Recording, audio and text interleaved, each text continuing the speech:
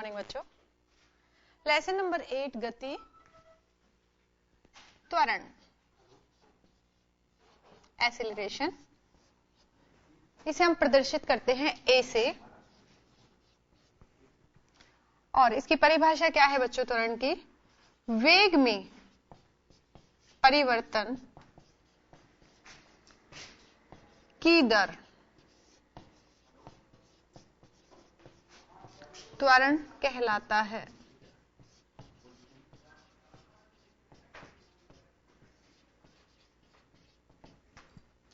वेग में परिवर्तन की दर क्या कहलाएगा?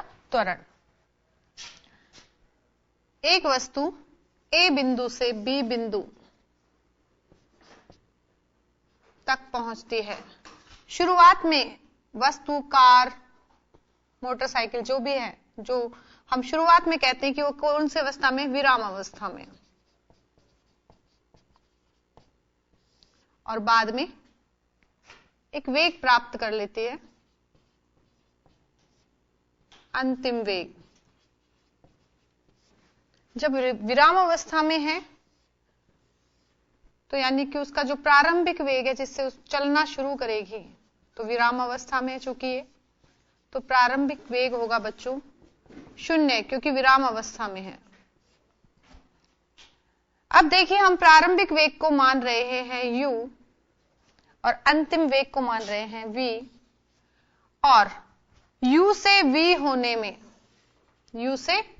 होने में समय लग जाता है t, क्योंकि चेंज हो रहा है वेग, प्रारंभिक वेग से अंतिम वेग तक पहुंच रहा है और चेंज होने में समय लगता है। समय तो लगेगा ना बच्चों, बिना समय के तो कोई परिवर्तन कैसे होता है? तो समय के साथ परिवर्तन हुआ वेग में। पहले वेग कैसा था? 0, बाद में वेग प्राप्त हो गया v। कितने समय में? वो समय मान लेते हैं हम t। जैसा कि परिभाषा में बताया गया है, वेग में परिवर्तन की दर त्वरण कहलाती है। तो हम लिख सकते हैं त्वरण बराबर क्या होगा? वेग में परिवर्तन, वेग में परिवर्तन। और दर आती है बच्चों, तो दर यानी समय के साथ, तो हम समय का भाग लगा देते हैं। तो त्वरण बराबर क्या हो जाएगा बच्चों? वेग में परिवर्तन अपॉन समय। अब अगर हम देखते हैं तो वेग में परिवर्तन कितना हुआ है? त्वरण अगर हम देखें तो वेग में परिवर्तन हुआ है अंतिम वेग में से अगर हम प्रारंभिक वेग को घटा दें तो क्या आ जाएगा हमारा? वेग में परिवर्तन, और समय तो है ही। अब हम देखते हैं त्वरण को हम लिखते हैं a से, अंतिम वेग को हमने यहां पर लिखा है v से, और प्रारंभिक वेग को लिखा u से और समय को लिखा t से। तो a बराबर v minus u upon t, v minus u upon t। आप देख सकते हैं बच्चों, वेग में परिवर्तन और वेग यानी कि वेग ही लगा ले तो यहां पर जो वेग का मात्रक होता है वह होता है मीटर प्रति सेकंड। समय का मात्रक भी क्या होता है बच्चों? सेकंड। तो हम त्वरण का मात्रक बता सकते हैं मीटर प्रति सेकंड स्क्वायर। क्या बता सकते हैं? मीटर प्रति सेकंड स्क्वायर। तो हम यहां लिख सकते हैं त्वरण का मात्रक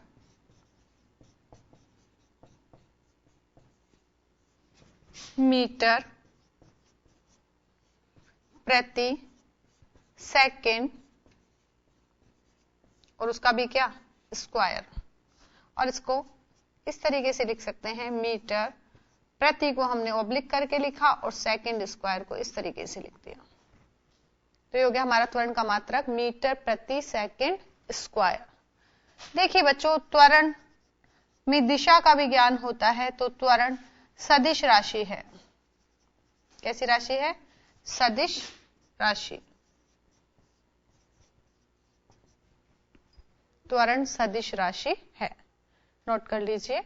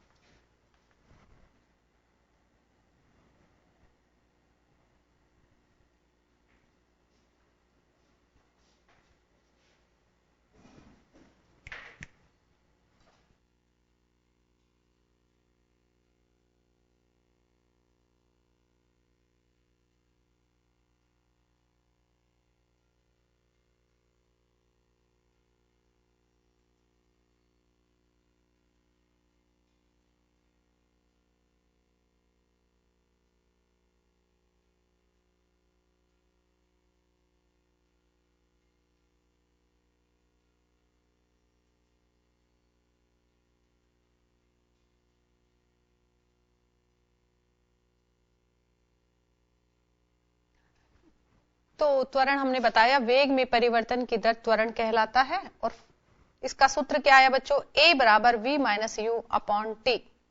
त्वरण का मात्रक मीटर प्रति सेकंड स्क्वायर है, त्वरण सदिश राशि है।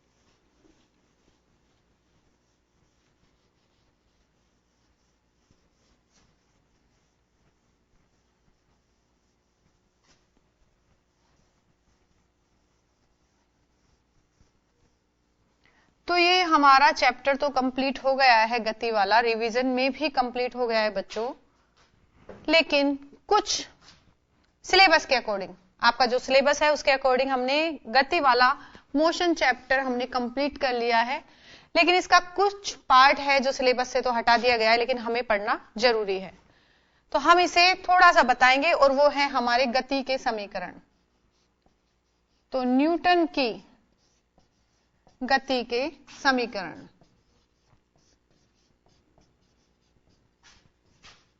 आपको इनको डिटेल में नहीं निकालना, डेरिवेशन नहीं करना, सिर्फ हम समीकरण बताएंगे कि कौन कौन से हैं, क्योंकि आगे जो चैप्टर गुरुत्वाकर्षण आया था उसमें भी हमने इसे यूज किया था, 10th क्लास में भी आपको यूज करने पड़ेंगे इन समीकरण को, तो इसलिए इक्वेशंस को, तो इसलिए हमको ये गति के समीकरण पता होने चाहिए। तो सिर्फ हम इनके फॉर्मूले लिखेंगे और थोड़ा सा हल्का सा मैं आपको समझाऊंगी कि क्या क्या चीज है। देखिए, ये एक बॉल है जिसका द्रव्यमान है m, ये A बिंदु से B बिंदु पर पहुंचती है, A से B के बीच की दूरी है बच्चों s, विस्थापन या दूरी जो भी हम माने, तो विस्थापन भी कह सकते हैं या दूरी भी कह सकते हैं, क्या है s। जब वस्तु चलना स्टार्ट करती है तो इसका प्रारंभिक वेग, जैसा कि मैंने आपको बताया था अभी पीछे, इसका प्रारंभिक वेग शुरू करती है तब हम मान लेते हैं u, और जब वस्तु चलना इसका पूरा हो जाता है कंप्लीट, तो अंतिम वेग प्राप्त कर लेती है, और वो अंतिम वेग है बच्चों v। आपको दिख रहा होगा, और वस्तु एक नियत त्वरण से, नियत त्वरण है इसका, एक नियत त्वरण से गतिशील है, और वह त्वरण है बच्चों a। कितना है a, और s दूरी यानी a से b जाने में जो समय लगता है, जो समय कवर अप होता है, वह है समय t, कि यहां से और वहां तक जाने में जो समय लगा वह है समय t। अब हम गति के समीकरण बताएंगे। तो गति का पहला समीकरण, गति का प्रथम समीकरण,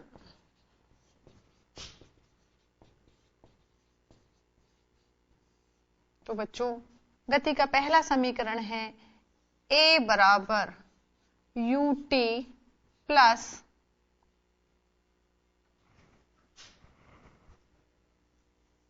देखिए हम पहला समीकरण निकाल रहे हैं, थोड़ा सा मैं आपको समझा ही देती हूं। a बराबर था हमारा v minus you upon T, इसी से हम गति का पहला समीकरण निकाल सकते हैं। a और t को आपस में मल्टीप्लाई कर देते हैं तो at बराबर हो जाता है v माइनस यू। हम इसको ऐसे भी लिख सकते हैं कि v माइनस यू बराबर at, या हम लिख सकते हैं v बराबर u प्लस at, और यही गति का क्या है बच्चों, पहला समीकरण। गति का पहला समीकरण v बराबर u प्लस at। हमने त्वरण का जो फॉर्मूला था, जिससे हमने त्वरण निकाला था वेग में परिवर्तन की दर से, तो उसी से हमने गति का पहला समीकरण निकाल लिया बच्चों। t इधर आके at हो गया, और ये v माइनस यू यही रह गया। v माइनस यू को हम इधर लिख दिया और at को इधर लिख दिया। v माइनस यू बराबर at। हमें v की वैल्यू फाइंड आउट करनी है, तो v बराबर u प्लस at, और यही हमारा गति का पहला समीकरण है। तो गति का पहला समीकरण क्या है, v बराबर u प्लस at, आपको ध्यान रखना है। अगर वस्तु गुरुत्वीय त्वरण, गुरुत्वीय प्रभाव में होती है, वस्तु गुरुत्वीय प्रभाव, गुरुत्वाकर्षण के प्रभाव में होती है, गुरुत्वीय प्रभाव में होती है, तो यहां पर हम a बराबर मान लेते हैं g के, और g क्या है बच्चों, यहां पर गुरुत्वीय त्वरण, क्या है, गुरुत्वीय त्वरण। तो हम लिख सकते हैं, देखिए बच्चों, जब वस्तु नीचे, ऊपर से नीचे गिरती है, ये ऊपर है और कहां आ रही है, नीचे, तब तो त्वरण की वैल्यू होगी प्लस में, यानी कि प्लस जी। और जब वस्तु नीचे से ऊपर जाए, नीचे से कहां जा रही है, ऊपर, फेंकते ना नीचे से ऊपर, तब त्वरण के विपरीत है ये दिशा, यानी कि पृथ्वी जो आकर्षण से खींच रही है उसके विपरीत फेंक रहे हैं, तब त्वरण होगा माइनस जी। तो गुरुत्वीय प्रभाव में जब वस्तु होती है तब उसका वेग निकालें, अगर हम प्रथम समीकरण में अगर लगाएं तो हमारा होगा v बराबर u, प्लस और माइनस दोनों लगा देंगे और यहां पर a की जगह लिख देंगे gt। प्लस तब होगा जब वस्तु ऊपर से नीचे आ रही है, तब माइनस नहीं लगाया जाएगा, और अगर वस्तु नीचे से ऊपर जा रही है तब प्लस नहीं लगाया जाएगा, तब माइनस आएगा।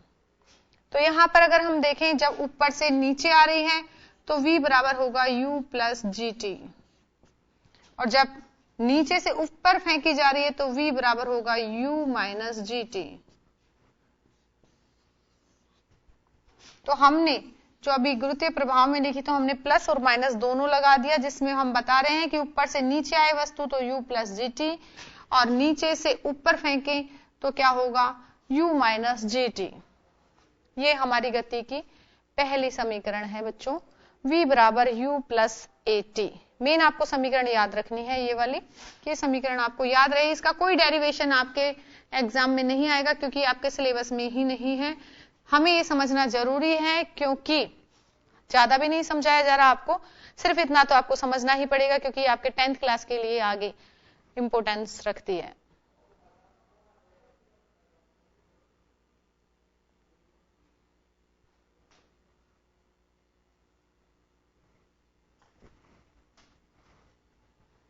तो ये हमने देखा गति का प्रथम समीकरण, आप जल्दी से नोट कर लीजिए इसे।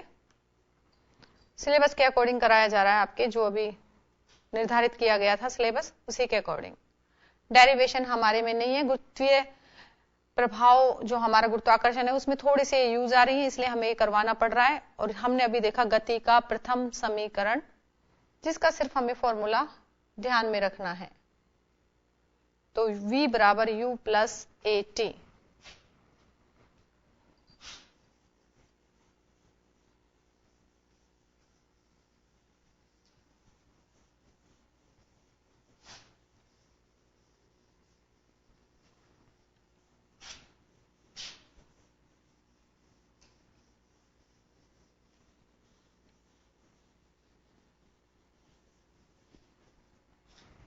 अब बच्चों गति का दूसरा समीकरण देखते हैं। गति का दूसरा समीकरण,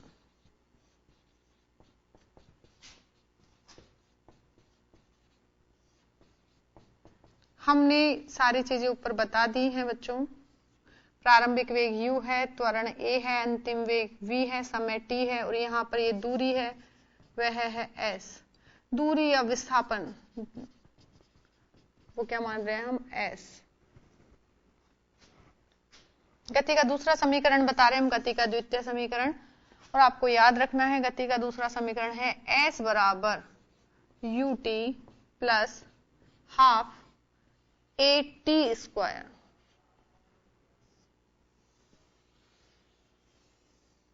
ये गति का दूसरा समीकरण है, s बराबर ut plus half at square. s यहां पर दूरी है, u यहां पर प्रारंभिक वेग है, t समय है, और a क्या है, त्वरण, और t वापस से समय है। तो ये हमारा था कौन सा, गति का दूसरा समीकरण। हम देखें गति का तृतीय समीकरण।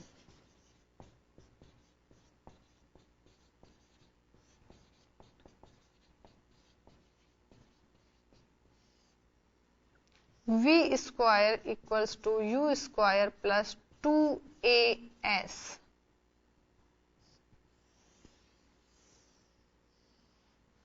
v स्क्वायर बराबर u स्क्वायर प्लस 2as। ये हमारा गति का तीसरा समीकरण है।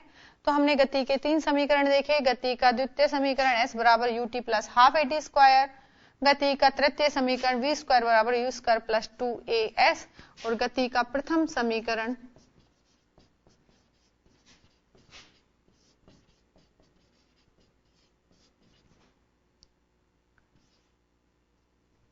v बराबर u प्लस at।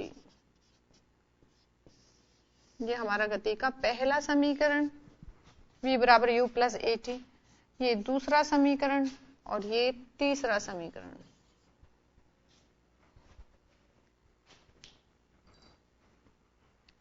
बच्चों अभी वक्त तो चला ब्रेक का, ब्रेक के बाद कंटिन्यू करते हैं।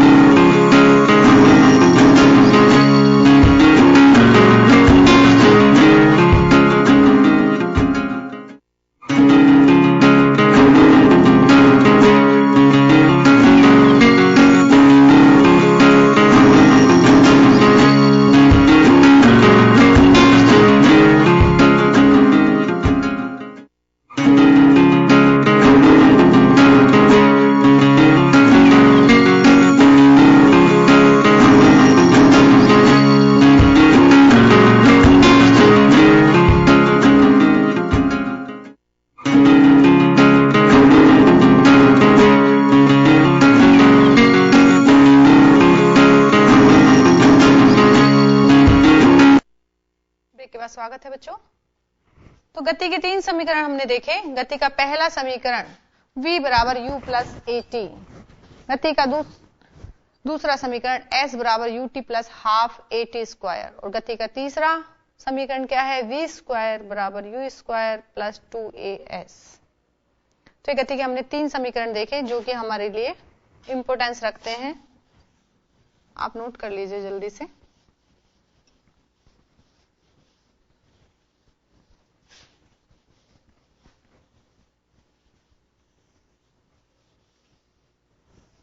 एक साथ लिख देते हैं हम आपके लिए तीनों समीकरण।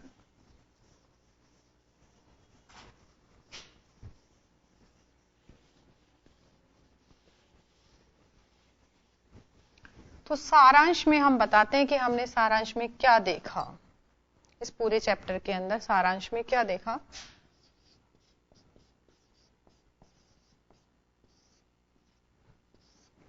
सबसे पहले हमने देखी दूरी, उसके बाद हमने देखा विस्थापन,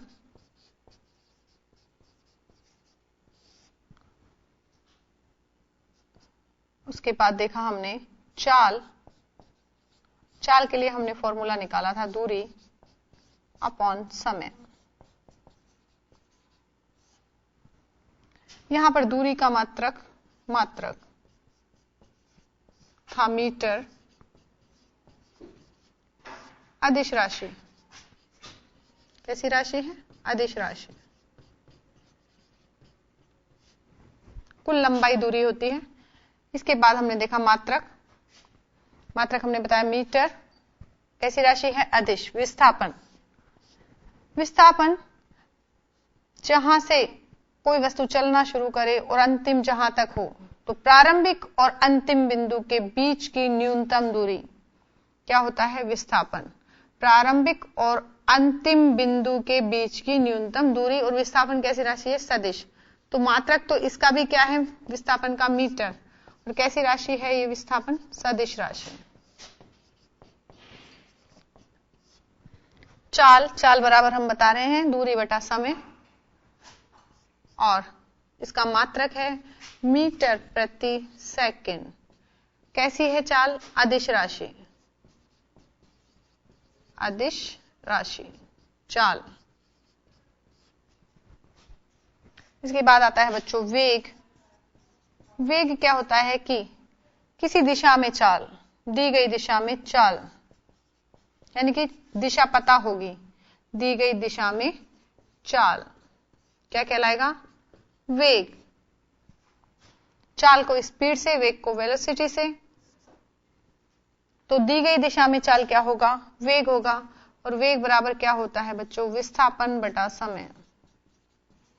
विस्थापन बटा समय। ठीक है। अब देखिए, जो मात्रक चाल का है वही मात्रक किसका होगा? वेग का।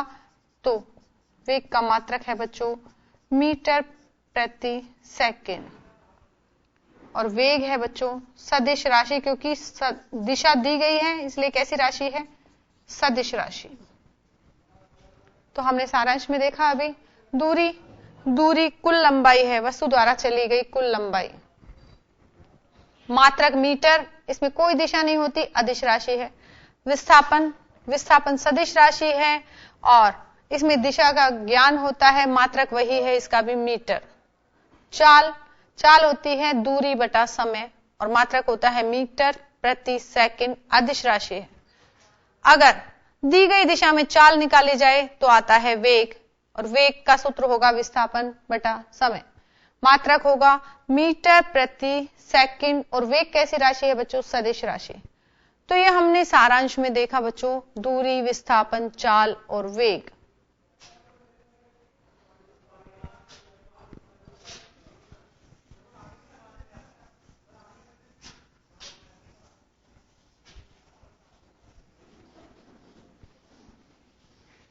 तो औसत चाल क्या होती है बच्चों? कुल लंबाई बटा, यानी कि कुल दूरी और कुल समय, ये क्या हो जाती है? औसत चाल। औसत चाल। और औसत चाल होती है तय की गई कुल दूरी अपॉन कुल समय, लगा कुल समय। और हम लिख सकते हैं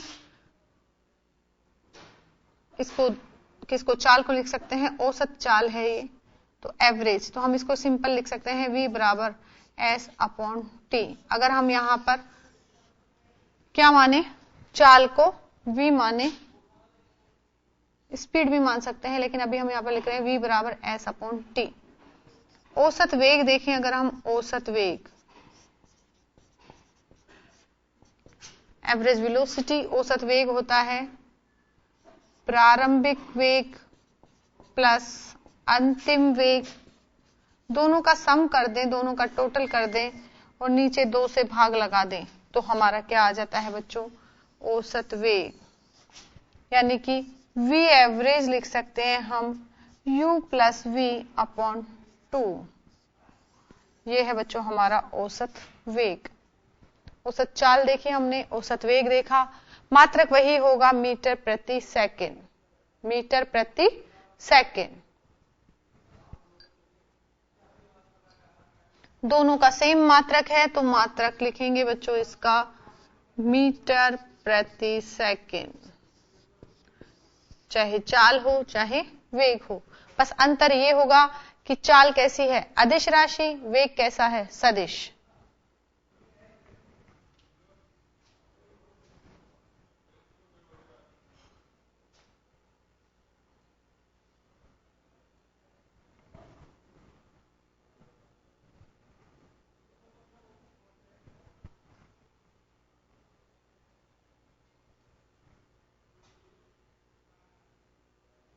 तो ये हमने सारांश में देखा बच्चों, औसत चाल, औसत वेग और उनके सूत्र।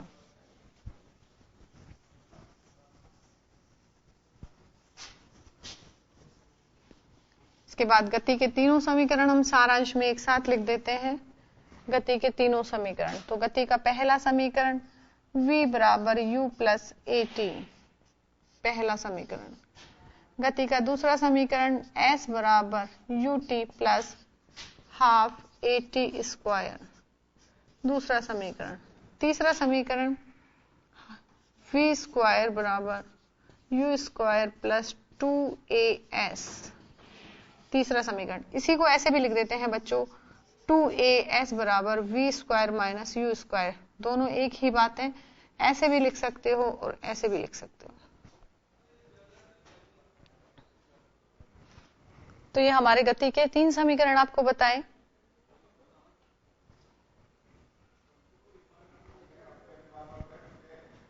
तो ये थे हमारे गति के 3 समीकरण, v बराबर u प्लस at, s बराबर ut plus half at square, v square बराबर u स्क्वायर प्लस 2as। तो बच्चों ये हमारा गति मोशन चैप्टर कंप्लीट हो गया है। अब हम इससे रिलेटेड कुछ न्यूमेरिकल्स कर लेते हैं, कुछ क्वेश्चंस कर लेते हैं आपकी बुक के, जो आपके लिए थोड़े से इंपॉर्टेंस रखते हैं एग्जाम की दृष्टि से। तो देखिएगा, हम देखेंगे आज लेसन नंबर 8, पेज नंबर 112, उदाहरण 8.2।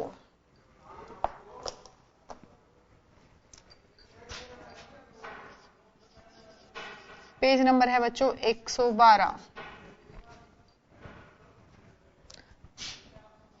एग्जाम्पल कर रहे हैं हम उदाहरण 8.2, इसको सॉल्व करना है हमें। अपनी बुक खोल लीजिए आज आप, क्योंकि हम बुक में से क्वेश्चंस कर रहे हैं। तो सभी बच्चे अपनी अपनी किताबें खोल लेंगे। पेज नंबर 112 निकालिए बच्चों, पेज नंबर 112।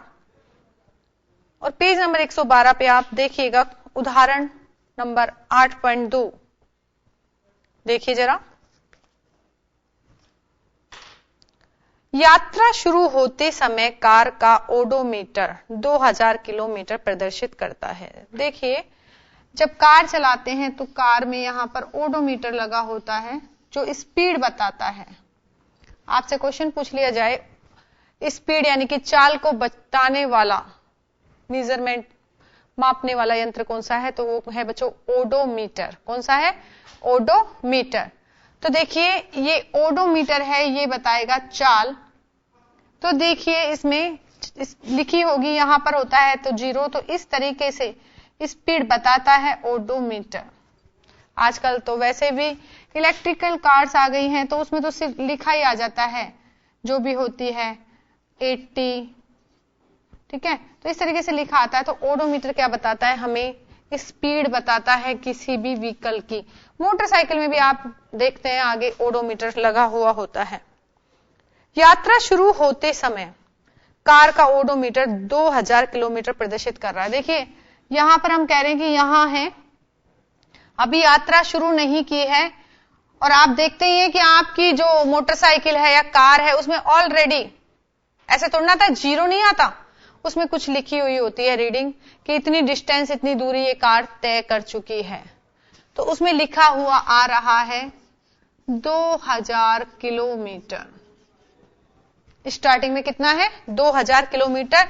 जब कार खड़ी हुई है, ए पॉइंट पर है, शुरू नहीं की है, बस शुरू करने ही वाले हैं। और जब यात्रा समाप्त हो गई है, यात्रा समाप्त यानी कि बी पॉइंट तक चले गए हैं, और बी पॉइंट तक पहुंचने में जब जो डिस्टेंस आ जाती है वह आ जाती है 2400 किलोमीटर। ओडोमीटर बता रहा है हमें कितनी आ जाती है? 2400 किलोमीटर। हम एग्जाम्पल 8.2 कर रहे हैं, पेज नंबर 112 पे आपकी किताब का 9th क्लास आपकी बुक का किया जा रहा है क्वेश्चन, उदाहरण 8.2 112। सबसे पहले जब गाड़ी चलना शुरू नहीं की है तो ओडोमीटर में दूरी दे रखी है 2000 किलोमीटर, और जब यात्रा आपने कंप्लीट कर ली है तो दूरी आती है 2400 किलोमीटर। यदि इस यात्रा में 8 घंटे लगते हैं, टाइम कितना लग रहा है? 8 आवर्स। हम यहां पर ओडोमीटर में जो दूरी आ रही है उसको मान सकते हैं S1 की। शुरुआत में जब स्टार्ट की है तब ओडोमीटर में रीडिंग आ रही है, उसको हम लिख दिया S1। जब यात्रा पूरी हो गई है, जो दूरी आई है उसे हमने लिख दिया S2। और यात्रा करने में जो समय लगा है वो है 8 घंटे का, 8 आवर्स का। कितने का है? 8 आवर्स का। और इसमें पूछ रहे हैं औसत चाल। औसत चाल पूछी जा रही है और औसत चाल भी पूछी जा रही है बच्चों दोनों में। एक तो किलोमीटर पर आवर में और दूसरा पूछा जा रहा है मीटर प्रति सेकंड में। दोनों में दो कंडीशंस हैं, दोनों में मात्रक अलग अलग हैं। इसमें किलोमीटर प्रति आवर बताना है, पर आवर बताना है, और यहां पर बताना है मीटर पर सेकंड। औसत चाल दोनों मात्रक में हमको निकालना है। क्या निकालनी है? औसत चाल। देखिए बच्चों, सबसे पहले तो हमें ए से बी तक के, यहां जब शुरू किया है उससे और जहां खत्म किया है उस तक की दूरी निकालनी है। तो हम दूरी निकालेंगे एस, और एस कैसे निकलेगी? अंतिम दूरी माइनस प्रारंभिक दूरी। हम दूरी निकालना चाहते हैं तो क्या लिखेंगे? अंतिम दूरी। अंतिम दूरी में से जो प्रारंभिक जो स्टार्ट की है उस दूरी को घटा दो तो हमारी एक्चुअल डिस्टेंस आ जाएगी। और एक्चुअल डिस्टेंस हम एस निकालेंगे। एस बराबर होगा S2 माइनस S1। क्या होगा? S2 minus S1। देखिए बच्चों, S1 कितनी दिखाई दे रही है? जब स्टार्ट किया है ओडोमीटर में रीडिंग क्या आ रही है आपके? 2000 किलोमीटर। और अंतिम कितनी आ रही है? 2400। तो हम क्या करते हैं? S2 कितना है हमारा? 2400। S1 कितना है हमारा? 2000। दोनों को घटाया तो हमारा आया 400 किलोमीटर। कितना आया बच्चों? 400 किलोमीटर। तो दूरी आ रही है बच्चों 400 किलोमीटर। और समय आ रहा है आपके 8 घंटे, 8 आवर्स। अब आपको दो बार चाल निकालनी है। एक बार तो तब कि जब किलोमीटर प्रति आवर में निकले, दूसरी बार तब जब आप मीटर पर सेकंड में निकालें। तो हम औसत चाल निकाल रहे हैं, तो औसत चाल, और कौन सी कंडीशन में निकाल रहे हैं? पहली कंडीशन में, जब किलोमीटर पर आवर वाली है। तो औसत चाल बराबर हम निकालते हैं दूरी कितनी आ रही है बच्चों? 400 दिखाई दे रही है आपको? 400 किलोमीटर। समय कितना आ रहा है? 8 आवर्स। अब हम क्या करें? भाग लगा दें 400 में 8 का। तो 8 पंजे 40, 50 किलोमीटर प्रति आवर। ये आ गई आपकी किलोमीटर पर आवर में चाल। किलोमीटर पर आवर में कितनी आ गई है? 50 किलोमीटर पर आवर। आप इसे नोट कर लीजिए एक बार। ये हमारा पहला जो वो था एग्जाम्पल में, पहला जो पॉइंट था जो पूछा गया था किलोमीटर पर आवर में, तो वह मान आया है हमारा 50 किलोमीटर पर आवर। और हमने आपको सॉल्व करना बता दिया।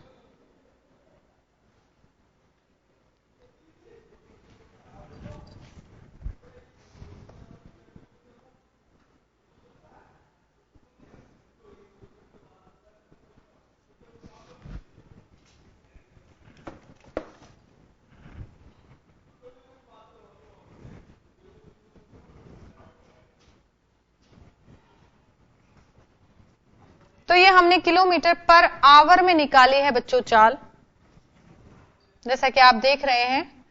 अब हमें निकालना है सेकंड पार्ट मीटर पर सेकंड में। तो मीटर पर सेकंड में निकालना है तो पहले 400 किलोमीटर को मीटर में बदलेंगे। 1 किलोमीटर में कितना होता है? 1000 मीटर। तो हम यहां पर 400 को 1000 से मल्टीप्लाई कर दें तो हमारा कितना आता है बच्चों?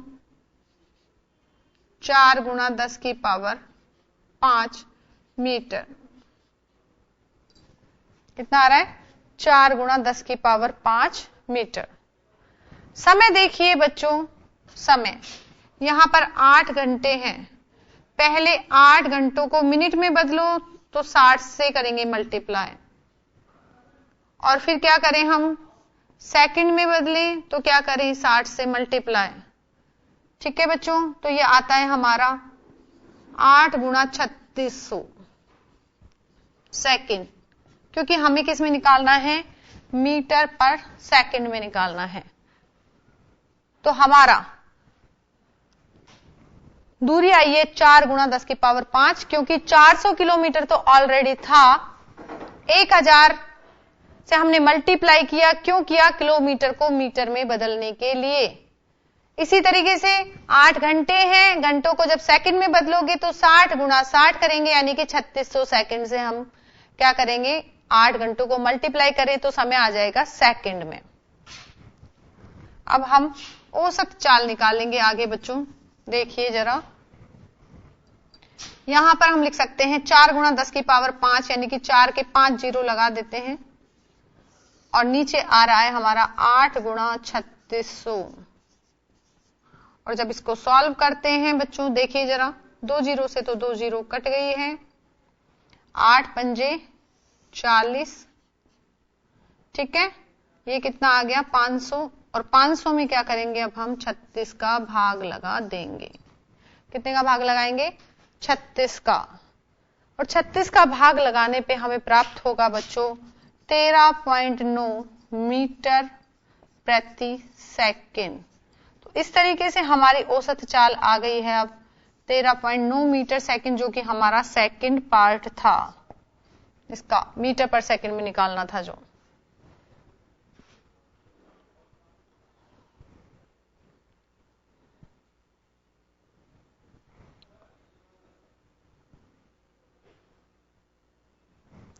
तो बच्चों इस तरीके से आपसे क्वेश्चंस पूछे जाएंगे एग्जाम में, तो आपको अगर फॉर्मूलाज पता है तो आप क्वेश्चन सॉल्व कर सकते हो। आज के लिए इतना ही, नेक्स्ट रन पे मिलते हैं। Thank you.